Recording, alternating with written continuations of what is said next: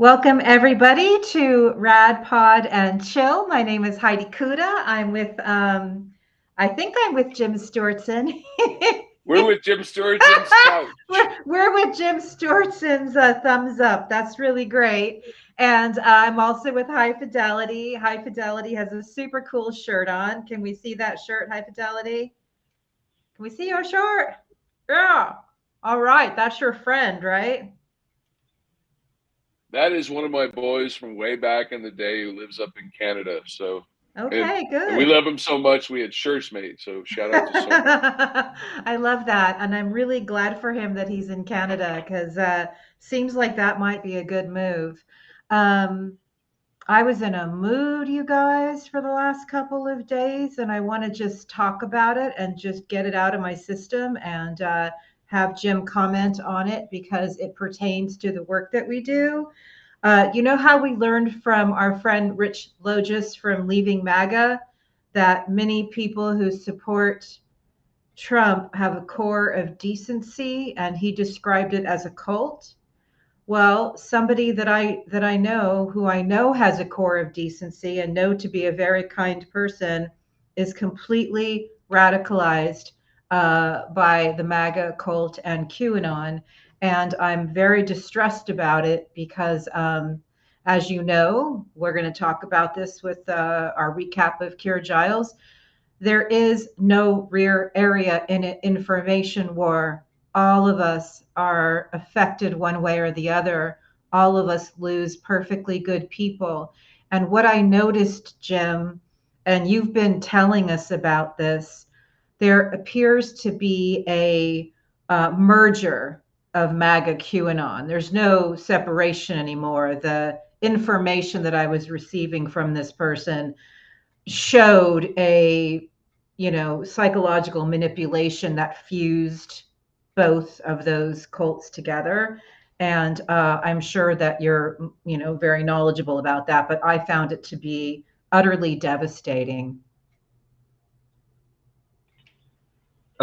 Yeah, I mean it's a very common, sadly, story, right? And you're right. There used to be some distinction between the crazy QAnon stuff and MAGA, and there really isn't any difference at all anymore. Um, QAnon was always a Trump cult, right? It was, he was always at the sort of in the leadership position as martyr or whatever. Um, but what used to be, the more sort of traditional Trump voter or whatever, has been totally subsumed. The thing about radicalization, is that it is a progressive thing. Right. It doesn't, you don't magically get unradicalized, right?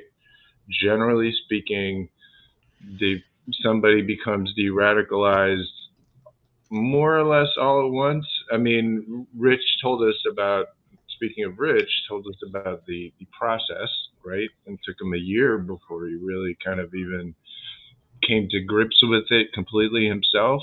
But Yes. there was a moment where it all kind of cascaded away, like, oh, right? Yeah. And that is the moment that a lot of people need to have. And in the meantime, it's not like they're not going to get less radicalized over No. time. No. And one of the things I've been pushing for myself recently is for people to stop falling for the same trick they fell for in 2016, which Right. is giving this avatar, this, I call them a pile of Adderall and bronzer, barely sentient, right? Like the dude is not a mastermind of anything, and we got to stop giving him credit for enacting this whole plan and planning on these Hitler references and doing all of these things to move us towards the Fourth Reich, and very sophisticated, psychologically, militaristic ways. Yes. And it's frustrating to me that a lot of people still don't understand or want to bother looking behind the, you know, giant orange Hitler that we have to look at all the time. When he literally, and I mean this sincerely in every word, does not understand a fucking thing that he's talking about. The other night, last night, he put out this 10-point plan for democracy, which was straight out. It was just like a short version of Project 2025, right? Right, right. Particularly new, but he was reading, and no lights were going off while he was talking. Yeah. Right? You get to the end of some sentence, and then he'd just sort of like add a, and then we've never had anything like whatever the fuck that was. And it was just very, very clear and obvious the guy is not there. Yeah. And I think it's just a huge mistake. And I think, even some of our friends make this mistake of focusing on where they want the attention focused. Yeah. That's the most important thing. When a fascist wants you to do something, Yeah. right? When they're asking for it, when they're begging for it, when they want you to put them on TV and talk about what a big man fascist he is, that's your clue that you should do the opposite of that thing. Yeah. But you should look at the reasons why they're asking you to do that. You should look at the reasons why they want it, why they want people to be exposed to him on both sides of the spectrum. And so, my sort of recent most sort of activity has been about that, has been about saying, look, yes, there's a dangerous fascist on the brink, and it could happen. Yeah. Right? It really could. Don't make no mistake about it. But focusing on him and focusing on what a horrible person he is gives the bad guys exactly what they want, because the cult wants you to think he's horrible, wants you to call him a Nazi, wants you to call him all those things. Yeah. And everybody else behind him who's planning this out, coming up with the plans for propaganda and Right. making up shit at the border, they're laughing their ass off at you. Thank you for coming to my first TED Talk. Well, it's so important because I keep on trying to remind people to pay attention to the network. And actually going back into 2016 for the series that I'm working on, I do see Trump, as Ruth always says, as a very well-trained propagandist. Or I don't know if he's a well-trained, but he's a very good propagandist. When you listen to what he said in 2016, when he delivered the Russia, if you're listening lines, and he's standing next to Putin and saying, well, he said he didn't do it, so I don't see why he would. And then going on and on and on about servers, like he's a great avatar for their purpose, right? But because the media is squeamish about focusing on the network, and by the network, we're talking about the Roger Stones, the CNPs, the Mike Flynns, we know Steve Bannon, Prince, Teal, the frickin' network, the network tied with the transnational mob that we report on and have been for years. It's always like we're backsliding, and it's always like we're on our back foot, and we're always just reacting. It's like, oh, look over here. Charlie Kirk said something terrible. And oh, look over here.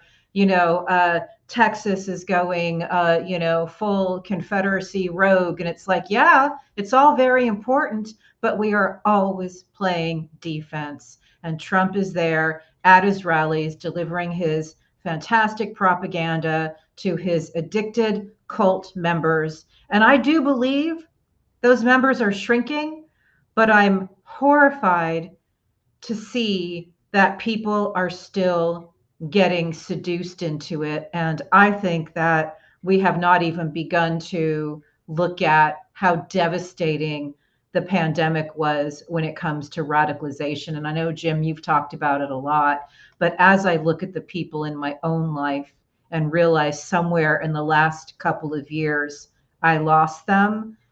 I lost them to rabbit holes online during COVID. And I don't think that was unintentional. So, as you always say, two things can be true at once. Some people can be leaving MAGA, but they are certainly still delivering the poison to continue getting bodies to believe all of this nonsense and weaponizing people to vote against democracy and to actually believe that democracy is the problem.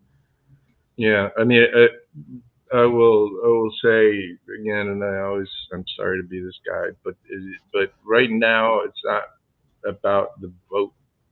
It's about Yeah. stopping the vote. There, so this border thing right now, right, um, is a blatant, obvious psychological operation to radicalize a shitload of Americans and to empower Greg Abbott to be the seditionist little fuckhead that he's always been, but now to go ahead and murder people that he doesn't like for politics, right? Like, so I think we're in a different situation now, in my view, where the all of what has been largely a psychological thing, and you're right, you know, the there was a huge push during COVID, right? But what is the goal of psychological warfare? What is the goal of softening up a population? It's not just to change their political opinions, right? It's because you want an outcome, because you want to overthrow the current society, and that is the part that is now just so blindingly obvious, right? You look at the border, what Abbott is doing. He's literally flouting the Supreme Court with a bunch of cult members that he's supposed to like on it, who said you can't do that, and dude's fucking doing it anyway, doesn't care. Yeah. And there's a bunch, all of them, Alex Jones, Tucker Carlson, Jack Posobiec, they're all rolling this shit up. And I've been monitoring these people, and they believe it. They think that there is some kind of 10 million strong force of terrorists coming over the southern border to murder their kids, right? And I need to repeat it. I'm sorry again. That's ISIS. That's ISIS shit. That's what ISIS does. Yeah. Look, infidels are coming over the border to steal and rape your children. Yeah. That's what ISIS told the people that went and blew up our World Trade Center. That is how that works. Oh, and by the way, our favorite terrorist has been palling around more recently with Noor bin Laden. Mike Flynn and Noor are good friends, which is a really, really weird position for a super patriotic former retired officer should be doing. Well, I will leave it there. I could keep going. Yeah, the thing about Abbott, you wrote about it. I mean, we used to treat this stuff like treason. We used to treat this stuff like murder. We used to not allow a state to decide that the president wasn't the president. Like, we've talked about this. Gal was the first person I heard say this, and it was so true when she said it. They've already declared war on us.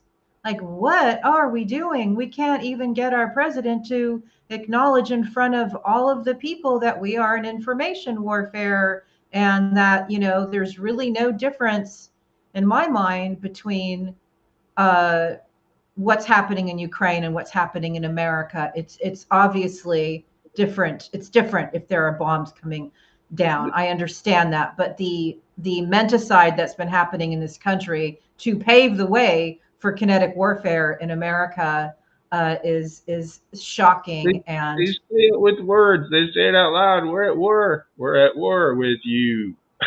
You know, like I yeah, don't know, like that used to be frowned upon. Used to be well, frowned upon yeah, for our former military officers, especially I should add, if they have I don't know a brother commanding 100,000 fucking troops it's in the Pacific insane. Army. Yeah, it's insane. It used to be frowned upon to literally foment civil war. Flynn wrote an article in the Western Journal that said literally the I need to look up the exact headline, but it was basically Texas can go to war at the border. Who does that benefit? Like, who the fuck does that benefit? One person. Yeah, There's one person. Well, I mean, there are also all the traitors that are worried about going to prison. yeah, But the person whose long term interests all of this shit is in it is Vladimir Putin, and it's just yeah, it. You know, we also have at the same time we've got this LARPing going on in the media and in Congress about the border deal, where yeah. there's supposed to I be a border. know. We were going I to have a know. deal at the border I because they care know. so much about the immigrations, right? I There was going to be a know. deal at the border in exchange, because we have to fucking bargain to help our allies in exchange for Ukraine funding that Democrats fecklessly, negotiated away months ago, Right. and we're still pretending like this isn't hybrid warfare with Yeah. a bunch of collaborators in Congress. I mean, Yeah. let's put it real clear. He wants us to not fund Ukraine. So he has infiltrated the fucking Congress Yeah. and a bunch of other people in the media to psyop Americans into not wanting to support our allies. And we're just letting them get away with it. Because why? Because it's politics. Because the dipshits War. on MSNBC and War. CNN, and not to mention everywhere else, want you to think we're in some kind of political struggle. This Yeah. is just extremist MAGA Republicans. No, no, No. no. This No. is No. warfare. This is what a foreign adversary does when they're trying to topple your democracy. It's not. There's nothing hidden. It's not There's no complicated. It's not complicated anymore. You don't need to go look for clues in the Q drops or anything. You just have to fucking listen to them speak out loud the words they say with their voices. Sorry, High Five, please go. I would just like to say shout out to our neighbors south of the border. I love what the Mexican government is doing here. They're suing gun manufacturers because a shitload of the military grade weapons that are ending up with the cartels come from American manufacturers. So There's a lot of exciting things happening internationally that I would like to touch on. A lot of protests, a lot of actual real action occurring in places like Poland. There's some, interesting things Shout out happening. to Simsala, who's always keeping me up on I know that was the nice. U.S. Yeah, That no, tag was great. Yeah, that's great. I mean, oh, there's yeah. We just got a lot of we got friends everywhere trying, fighting the same fight. So yeah, shout out. exactly. It's global. As you guys helped me write last year, this is a rolling insurrection and all of it's connected. But one thing I want to say before we move on to some other topics. Um, I don't, just a few months ago, I'm sure I can dig up the clip. It became very clear that the overturning of Roe backfired on these extremists. This was their big 40-year plan. They made it happen. And all of a sudden, turned out people actually care about women. They care about women's healthcare choices, and across party lines, they have been voting in support of women's healthcare in defiance of the overturning of Roe. So from that moment, I tweeted out, "Oh, expect the border caravan again." I mean, it's so obvious that these greatest hits are played over and over again cynically by people who do not care about these issues. It's all fucking politics, and it's been going on forever. You can literally set a clock to it. It's like cue the caravan. Yes, hi-fi. You're like busting out on the funk. Well, it's just because we're talking about the greatest hits, and this makes me laugh so hard. Just a little bit of history, right? Author says Hitler was blitzed on cocaine and opiates during the war. Yeah.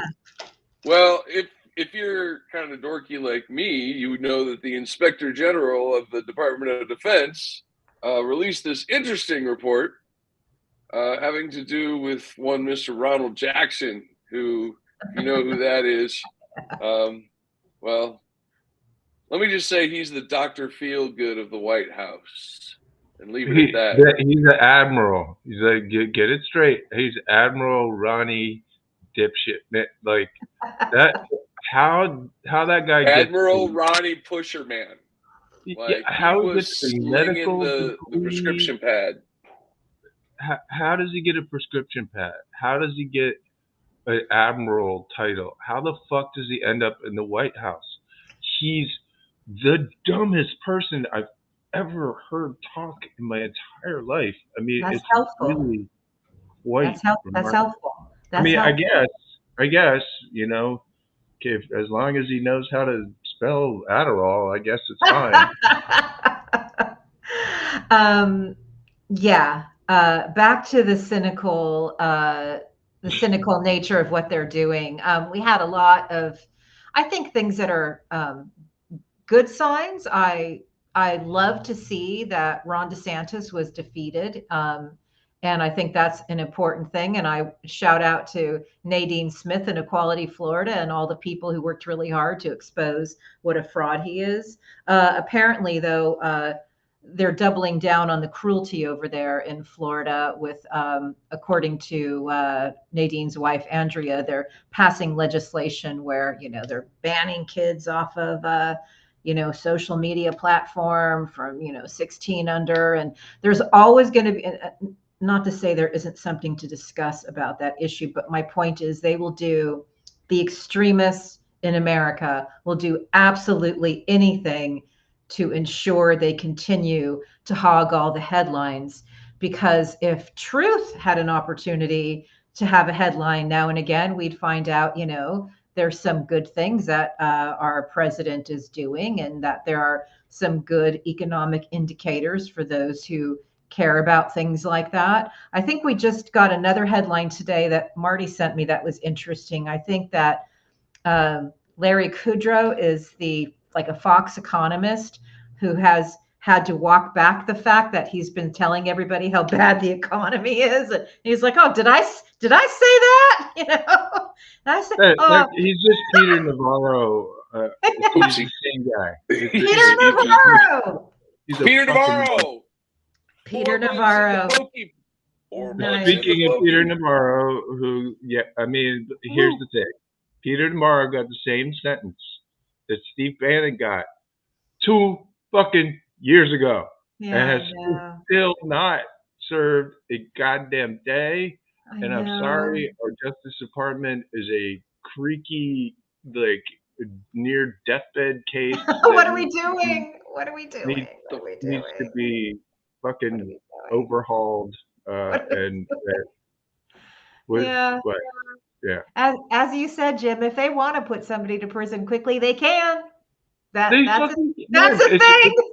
thing. It's so dumb. The excuses are so dumb, and I'm so bored with, look, I love Joe Biden, and you're right. His economic numbers are great. He has actual adults in his administration who are like, if you move the numbers like this, we're probably not going to have a whole fucking catastrophe or whatever. And he's like, okay, let's do that.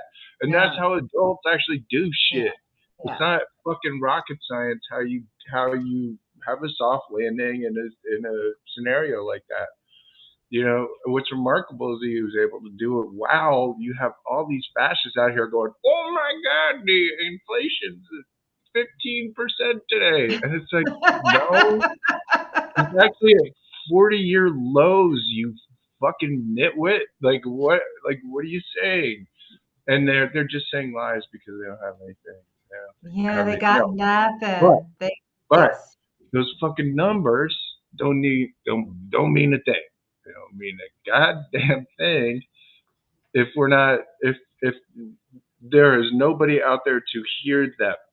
Yeah. Whether it's on the left, who, you know, and we're still chasing around Donald Trump and all the fucking E.G. and Carroll stuff and every fucking motion and every fucking case, right? And we're ignoring the blatant, you know, attack that you know is ongoing, and you know, until we address that, it's just gonna be more fucking Well, fascist theater. I'm sorry, but this all is yes. just kabuki, man, at this point. Oh my God, Jim, fascist theater. That's really a very good framing for what we're seeing. It's what Ruth calls garbage politics. Hi-fi. We here at Radicalized Truth Survives like to stay as rooted in reality as we can, which is why we brought our friend Keir Giles back on the show. Last time he was with us was about a year ago. He wrote a very important book called Russia's War on Everybody. That book came out on paperback today with a new preface that basically says, "Told you so. I was right." And so it'd be really great if you guys got it. But Hi-Fi, do we have the clip number one? Because I would I would love clip number one. And one of the things that is strikingly absent from the debate, again, within the United States, but it's very pertinent elsewhere, is the way in which anybody that looks at Russia for a living and looked at the last Trump presidency was in absolutely no doubt that Trump was working on behalf of Moscow. For whatever reason, we don't know, whether it was because he was induced or made to do so through some mechanism, or simply because his instincts were completely in tune with what the Kremlin wanted. Every single policy initiative, every statement, everything he did was actually furthering what Russia wanted for the United States, and was very damaging to the US itself. Now, he says he's learned from the previous instance, and now he will be able to outwit and overcome those democratic checks and balances that prevented him from doing the worst damage last time. And yet, nobody in the United States appears to be talking about this, about an agent of a hostile power that wants to take power and finish the job on behalf of Moscow. That appears to be a glaring gap in the whole conversation that's ongoing at the moment. Like, what? I'd like to say it. I like Teletubbies. I want to hear it again. You know what I'm saying? It's like I want to play that again. Yeah, where's that conversation? CNN and whoever else you guys watch. I don't watch that shit, but I'm telling you, where's that Yeah, conversation? I mean, it's like they're showing this big standoff between the, you know, the Ukraine deal and the border deal, and they just can't get it. It's some sort of, you know, I swear to God, it has to do with the fact that the media is also just people who've been on the other end of these Russia psyops for 8 years. They're fucking scared of it. They're I think just it's like they that's why they always call it Ukraine, right? yeah, It's about Ukraine funding, as opposed yeah, to what it really is, which is trying to help Russia. It's yeah, not about Ukraine. It's about helping the fucking enemy. yeah. And we gotta saying it. Go ahead, high five. Yes, Hi-Fi. I gotta say something about the media, because thanks to a friend of RadPod, Mr. David Troy, filed a Freedom of Information Act upon Vice Media here. Well, here, I'll just put the paragraph at the top and read it to you. The records responsive to your request are law enforcement records. there is a pending or prospective law enforcement proceeding relevant to these responsive records, and release of the information could reasonably be expected to interfere with enforcement proceedings. Therefore, your request is being administratively closed. So, there's about 15 things that I could point at Vice Media for. I don't know which one is currently under investigation. It might be a mansion. It might be a shell company in Canada.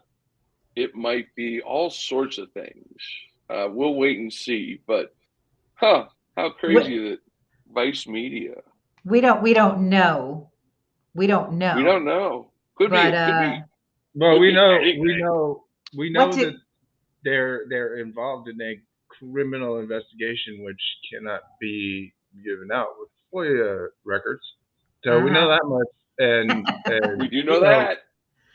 And that's recent. And I this is all I will say on the subject.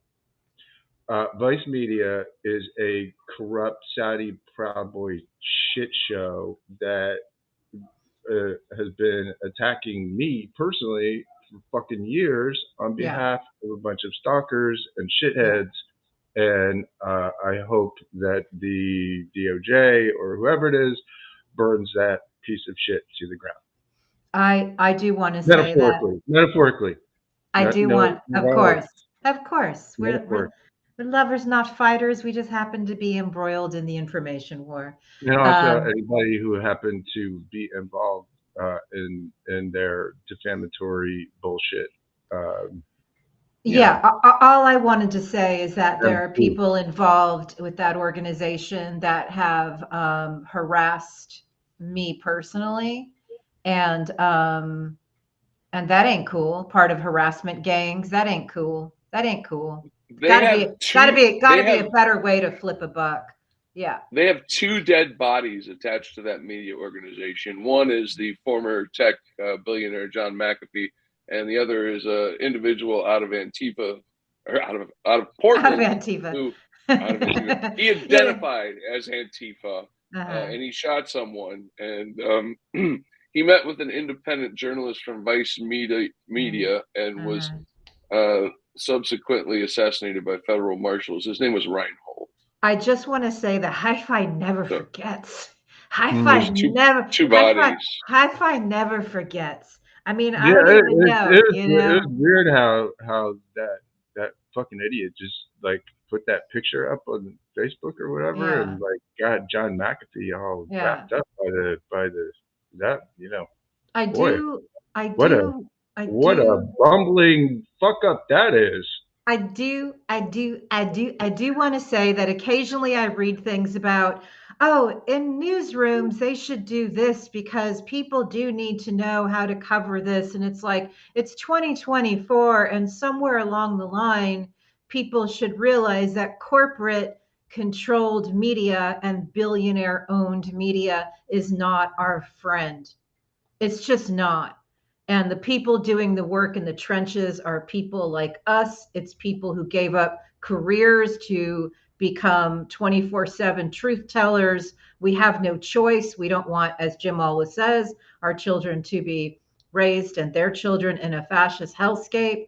So a lot of the media that is delivering the truth in a time of grave deception happens to be reader funded. It happens to be historians who have their own Substack, but it's not going to come from these newsrooms that are owned by corporations and funded by billionaires. They bet on fascism a long time ago. It doesn't mean that they don't occasionally do good work. We rely on those within who are trying to do the best they can, but it's not like you can have a conversation in a newsroom that's going to change anything. This is a top-down thing, and having worked in corporate news, I can tell you most of the GMs are sales guys who don't have spines and just kind of, think that they got to kind of worry about their own while they obey in advance in anticipation of America becoming fascist. I'm sorry. It's just how I see it. You're wrong. The press has turned into an Overton shifting machine. That's all. It just, it's like, oh, so everything is moving to the Nazis. So I guess we gotta just move our whole operation over here to where the Nazis are, instead of reporting on, hey, what the fuck? Everybody's going over to the Nazis. We shouldn't do that because we don't do that shit here. Instead, they're like, oh, okay, I guess we're going over here with the Nazis. It's very, very, sick, and It's it sick. makes me very, very mad. Sinclair bought the Baltimore Sun, you know? Yes, a great old fucking newspaper, and I'm from Maryland. It breaks my heart. It sucks.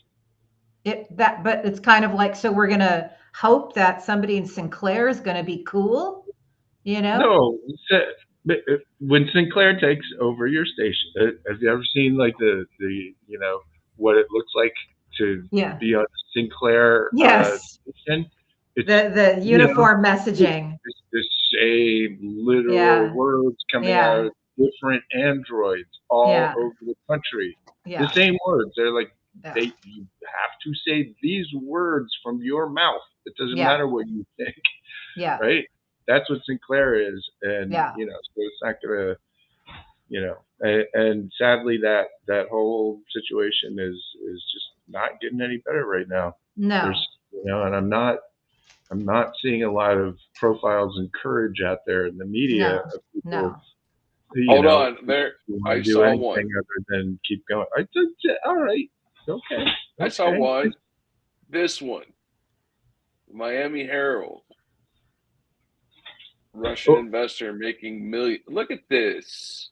uh-huh. What is this? This is I ridiculous. did you Good read job, Miami Herald. did you read my tweet about that? I did not. What'd you say? MAGA cult says that Jesus thinks it's great that a Russian in Miami who has a bank in the Caribbean that it provides, financing for the porn industry, made 23 million on insider trading.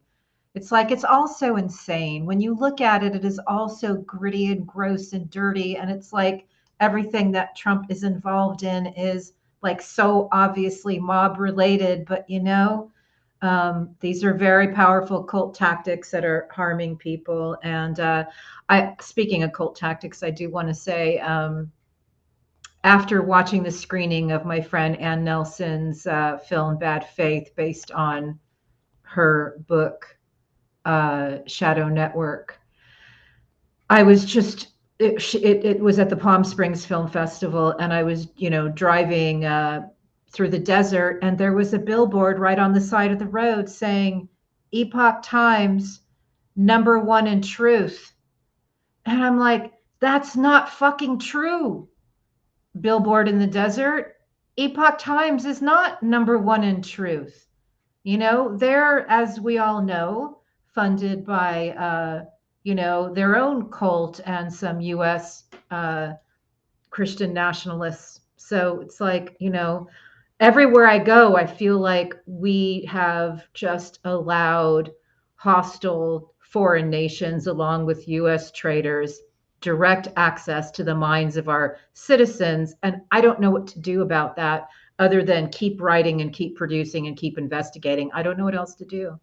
I mean, yeah, as I keep saying, like, there's an information gap in the public.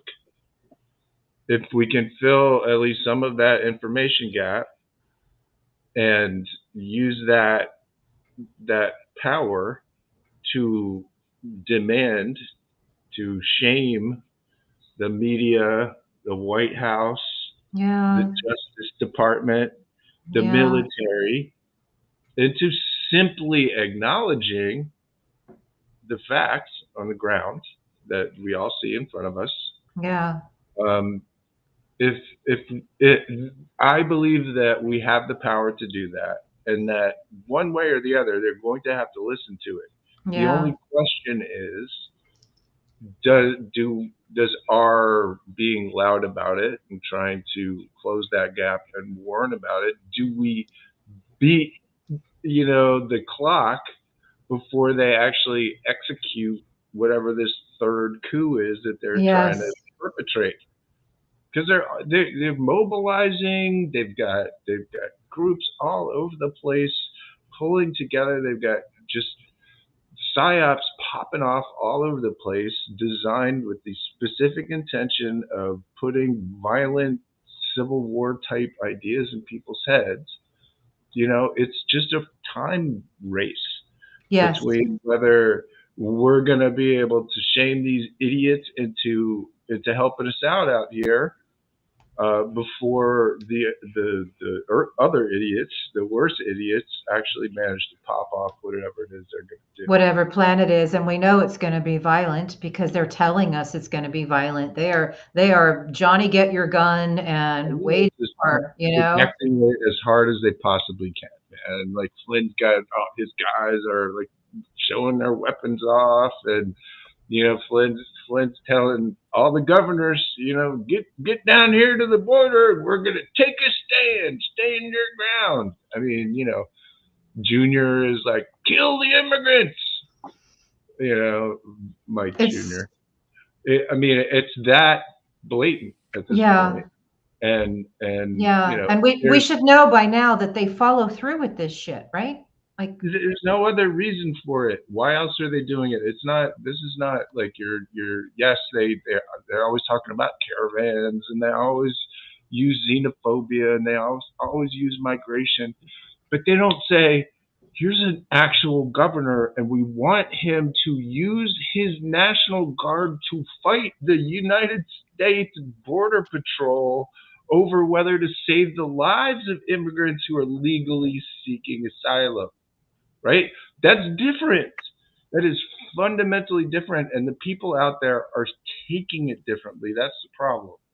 I tweeted this fucking crazy dude out today, man, who's just in Michigan, by the way, where Flynn's next event's going to be, flying the fuck off the handle about the border. Like, I'm going to volunteer to go kill some migrants at the border because no. And he's just so convinced that somehow these are terrorists who are going to take his kids or whatever. And it's really, really dangerous and sad. And he's not alone. There's millions of these people. He's not. Who stuck this garbage up all day long. And the problem is that we're just letting them do it.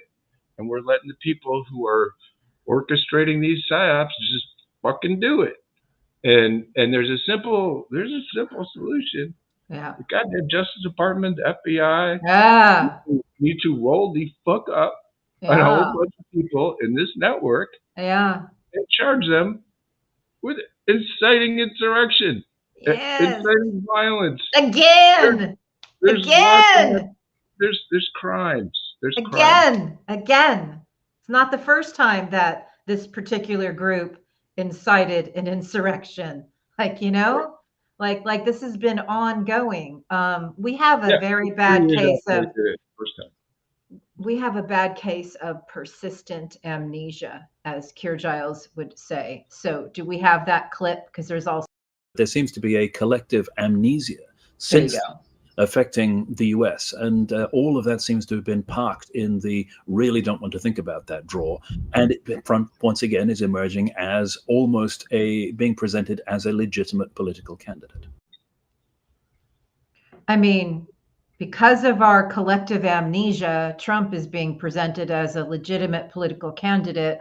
As we are trying to explain to you, there's a network behind him that is creating fascist theater, as Jim so eloquently said, and it's looking like they're asking for violence. So we're appealing to our various enforcement agencies to please help us here, because I would like very much to have this roll up of traitors and insurrectionists at the high levels occur before we lose people. And I say that knowing how many people we've already lost every time a shooter who's been radicalized commits mass violence. Once again, it's like, how much more should we be expected to take? And unless you guys have a comment, there's something I want to talk about. Well, I would just like to point out that it's by now it should be freaking obvious that billionaires are playing games. I mean, there's instances of it everywhere. You got Peter Thiel and MAGA 3X. You've got Reid Hoffman and Project Birmingham. You've got Elon. The PayPal mafia is not a joke. Well, It's yeah, it's what never it been is. it's never been a joke. Jim, you want to say something? Yeah, you can't throw words, you can't throw those names and words and shit out there like that. Stop. Hey, Google it. You know how Hi-Fi do. Hi-Fi's Yeah, always got to get at least one network thing in there every single episode. But I'm waiting for Give Send Go though. too bad Well, we there you don't. go. Go watch El Linwood's network. It's like 6-7 minutes long. Yeah. It's on our fucking YouTube channel. It's I lay important. out who some of these people are and what the fuck is going on. You And know, it's just facts. I just want them to be investigated. That's all. we know that. We know that. Anyway, Yeah, we sure do. We do. You We sure do. We know that, could Hi-Fi. possibly be near you for more than 5 minutes. I do want to say something. Jim, you know that I'm doing the 2016 series where I'm going back and I'm looking at indictments regarding 2016. And my most recent one that I'm revisiting is the GRU indictment. And I was writing about how when the Russian military intelligence created a WordPress blog posing as Guccifer 2.0, they wrote in it that the release of the stolen documents had totally no relation to the Russian government. Totally no relation to the Russian government. I bring that up because when I read that, I was like, that's exactly what Trump said. And we all just heard what Keir said about him. He was working for a hostile government and intends to finish the job. So really, that's what's going on here, right? But here's the thing. Going back in time, it's like, who did say in October of 2016 that it was Russian military intelligence? 17 of our intelligence agencies determined that these espionage attacks came from the highest levels of the Kremlin. And in case you guys don't read memos, by intelligence agencies, Hillary Clinton also said the same thing in a presidential debate. And so it's interesting to me that our 17 civilian and federal intelligence agencies knew that this was a Kremlin attack and that it followed a pattern because they had done the same thing in other countries. But who still didn't think that it was, the Kremlin? Roger Stone, Donald Trump, the same people who are threatening our country today. And I just bring it up because, yes, Jim. Yes, Jim. I mean, Come on, man. Come on, man. you can't have the Russian guys like talking about how the Russians didn't do anything. It's just stupid. Fucking Roger Stone hooked up WikiLeaks. What did WikiLeaks do? Published a shitload of Russian emails. He was connected to fucking Corsi. I mean, come on, man. All of it. The whole batch of them. So listen, this is the third time in a row that this literal same group of people, Bannon, Prince, Flynn, Posobiec, Cernovich, they're all fucking out there. It's all the same literal people who did it in 2016 with, yes, the aforementioned MAGA 3X. They made Pizzagate, and they made a guy go shoot up a fucking pizza restaurant, and they came up with all this shit about Hillary's a satanic pedophile. Yeah, they fucking did that in 2016. And then what happened? They built a whole ass cult in between while Donald Trump was president. And then they did that shit again. The same move. they came up with a bunch of bullshit, a bunch of Russian bullshit about, foreign interference and China and Venezuela and whoever the fuck else trying to steal the election, created a big lie about it and created violence openly at the fucking Capitol in front of all of us. The people they're calling hostages now, right? And again, same people did it then in 2016, then they did it again in 2020, and now these same motherfuckers are out here doing it again, like whipping up stuff on the border. What is the matter with us? In 2019, remember in El Paso, Bannon was down there. He was going to build a wall with $25 million of your money, and then he got fucking convicted for it, for defrauding people. I do. Same fucking people doing the same thing for the third time in a row. And somebody, I don't care who it is, but somebody out there is going to have to be embarrassed by that. I'm Yeah. going to embarrass them until they just like go, okay, we can't just let the same guys do the same shit again, can we? Really? Come on, man. I don't feel I speaking of embarrassing, one guy, one woman somewhere who's gonna just be like, this is come. I'm so tired of Jim Heidi and Hi-Fi saying the same shit. We look dumb. This is fucking embarrassing. This is fucking embarrassing. We we talk about how they cause problems to solve problems. Well, guess what they're going to solve in Gaza with this bullshit? It's fucking everywhere, man. And I just Oh, hi. Thanks for checking in. I'm still a piece of garbage. I knew it was coming. I knew it was coming. It was so late that I just gave up on it. I was all right. I was using he was doing it in reverse. He was like doing a it in reverse. He was just making me wait for it. One of the things that RadPod does almost every week is we interview people outside of America, and it's really important to hear from people who are obviously in different countries dealing with a lot of the same things that we deal with here. But when Keir was on our show, I just felt like looking at America from the outside, we look crazy. Our persistent amnesia looks, it's like what Ruth Ben-Ghiat said about we can't memory hold a coup. We've been memory holding so much, which is why I'm excavating important things to show this network through the court documents that we have long ago since buried. And I think Keir has one other clip. Did you cut the third one? Because I'd sure like to. I did, but before I cut to Keir, I want to cut to Keir because somebody was asking me, well, what are Keir's credentials?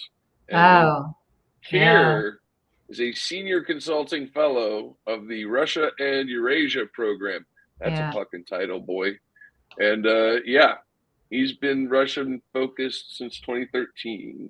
Actually, I have a long form bio on Keir, which is so fascinating, which digs up some of his, acting background and stuff. Do you happen to have that photo of Keir piloting a Russian plane? If you don't, it's okay. You guys got to watch the RadPod episode to the end, because you'll see it then. He actually. You know what I do have though? What? I do have that third clip. Thank you for many of the lessons that I've learned from you. Among them, there's no rear areas in an information war. Russia missed the Enlightenment, and we are still living in its dark ages. And to not ask binary questions when it comes to the why of Russia. Is there one last thought you can say on any of that to really help our largely American, but quite frankly, global audience of people who really care about this mind war that continues?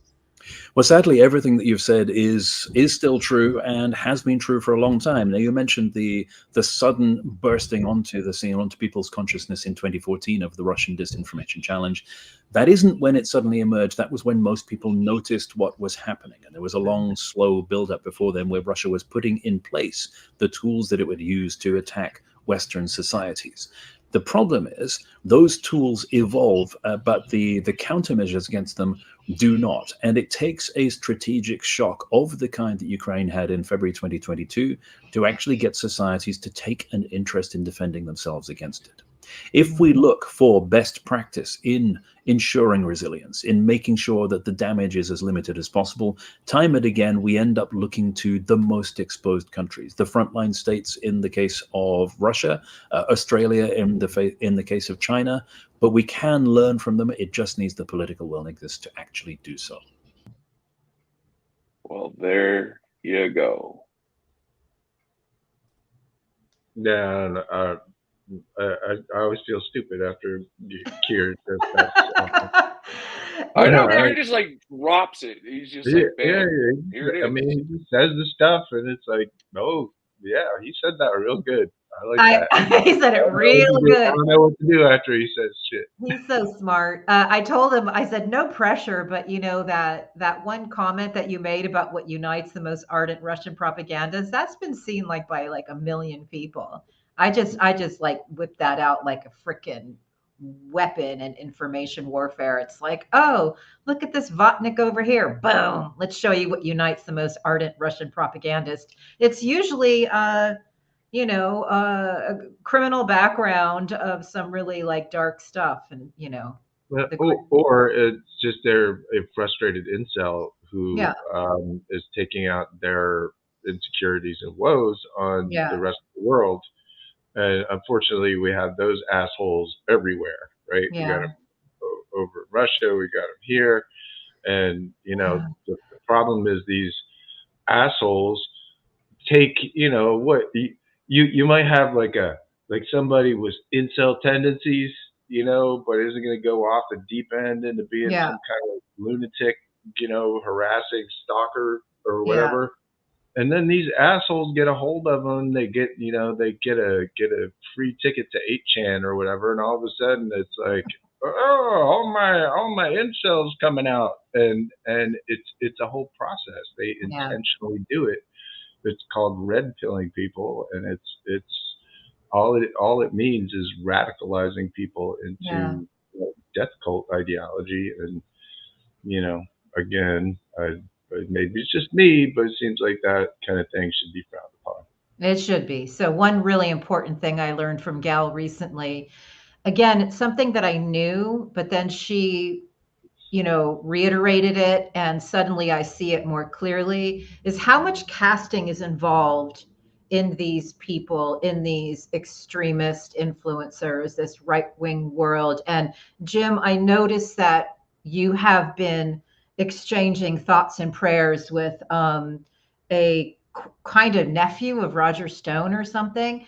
And as I look at this kid, I'm like, A, what are they paying you? And B, it just reminded me of what Gal said, that they actually look to cast people for certain roles. And this kid looks like right out of Central casting. Yeah, and he's like from Wonder Years or something like that. Like this little fella, this little sort of like slightly smarter Kyle Rittenhouse kind of kid, and has managed to get himself all wrapped around the axle of Roger Stone and Mike Flynn. And so, you know, he has them on his show. So I called him a teenage cult member, and he got mad because he's 20 now. He's 20, so he is graduated from teenage cult member to Okay. young to can't quite have a beer yet cult member. Yeah.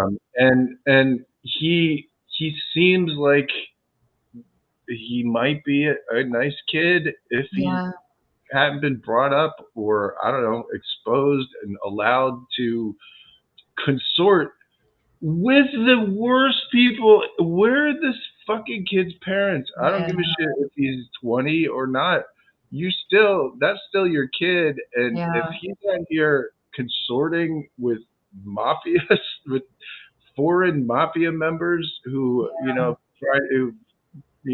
executed 2 coups on the country, you might want to, rein your kid in, ground him or some shit, like take away his college fucking lunch money. I don't fucking know, but help the guy out. But no, he's out there. Not only is he proselytizing, this shit, he's calling it Operation Z. Yeah. So if anybody Does he realize, know? Does he know that that's a Russian dog whistle? Like, does he know? you can't not know that he certainly does now. Let's put Yeah. it that way. After Yeah. I made a very large stink about it, but because he's Gen Z, which by the way is 12 to 25. 12 is the people that they're targeting with Operation Z to turn On them into Roblox. these little theocratic fucking like Yeah. just kids. It's just straight up grooming. I mean, Right. into very, very bad shit. Right. And so I talk to Alex because he tries to be polite while Yeah. he's just incredulous, for example, that I might laugh at somebody who says that the state of Texas has the right to wage war on America, because no, it fucking doesn't. Yeah. And No, it's so not how it works. some of these people, it's just no point in interacting because all it is hostile. But if it's a 20-year-old kid who's at least what I call people like this guy reality curious, right? Yeah. Right. They hang around for some reason. Right. They can't quite quit you, right? Right. They think you're crazy to live, but they can't quite If leave they their only vicinity knew. because they feel like there's something there, and they just gotta, maybe, in some cases, I'm probably just, You never wish. know. You I never need know. he hold on. I There are need some folks that are really, having conversations. I Jim, you're hold better at the on. internet than some of these Heidi. people. Yes. Yes. Hold on High a five. second. I need to here and now extend an olive branch to Ooh. young Alex Stone. And Alex, you can take this advice or leave it. But here's what I'm going to tell you, bud. If you, at the young age of 20, with your hormones raging, as a young man, choose to engage in intercourse with anyone from MAGA world, I would make sure to check the room for Stop. cameras first. Okay. Okay. Okay, Yeah. I couldn't. That's Yeah. I was me, like, I was like, where's this going? where is he going to land that plane? I was It's a worried roller about coaster. that. Whatever time Oh, it is. shit. No, you know what? Honestly, I was actually going to take us back to Russia. So you gave me a perfect segue because I just repurposed an article that I'd written last year about the Kremlin School of Bloggers, which formed in 2009, which was kind of an early incarnation of what we know about what later evolved into the Russian troll army. And I learned about that through reading Keir's 2016 NATO report, which came out in November and which explained how Russian information warfare works. In 2016, we already knew all this stuff, right? But one of the things that I just wanted to point out is that it was clear through the email exchanges from the people who were hired to do the lying in Russia at that time that they were just doing it for money. And they were always, it wasn't an ideological thing. It was like, we will write this bullshit to continue to distort people's minds for money. So, back to some of these influencers, if they're doing it for money, there's just got to be another way. That's all I wanted to say. I need to point out an influencer pulling an operation because I saw this today. Mm-hmm. Josh Hawley, Mr. fist Why are we erection, what? right? Just make him go away. All right. Yeah, Well, exactly. I read this article, and here's what I found out about this Yeah. article. Right, is there's two really big players in American aluminum, and one is called Glencore out of Switzerland. Oh, Hey, why yeah. are we talking about aluminum? Yeah. Well, just wait. The other is this plant that Okay. Josh Hawley is using as an operation, and Mhm. they're called Magnitude 7 Metals, Mhm. right? And it is run by a former Glencore member. Mhm. And Glencore is also the exclusive rights holder to sell all Russian made aluminum in America. Mhm. So, Mhm. Yeah. Josh Yeah. Hawley is a Russian piece of shit. Is that what you're trying to say? Something like that. Well, really, what I'm trying to say. Oh, hi. Thanks for checking in. I'm still a piece of garbage. Nope. That's Nope. all, folks. No.